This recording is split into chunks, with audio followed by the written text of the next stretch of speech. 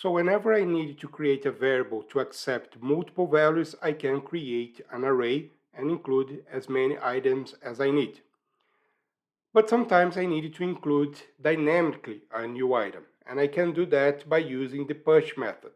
The push method will include a new item inside my array. It's going to be at the end, and it will automatically return the length of the new array.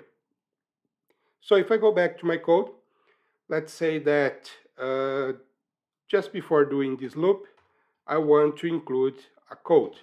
So fruits.push, I want to push orange. Then let's log again fruits, and then let's log again fruits of index 3.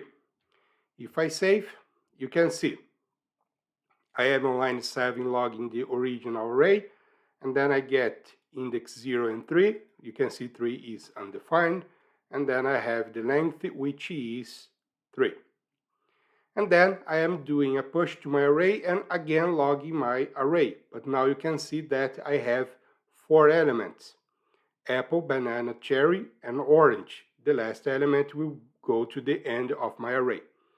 And then if again I repeat index 3, you can see that now I do have orange. And therefore, once I get to this loop, you can see that I'm getting 4 elements from apple to orange. So arrays are great for me for creating dynamic content, and I can include new elements inside my array. I could even start my array as being empty. So whenever I save, you can see my array initially is empty, and once I get to the push, now I have 1 element, which is going to be just orange.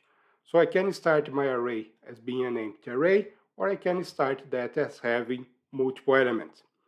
And again, remember, this is a constant, but that means I cannot reassign, but I still can change the contents of this variable.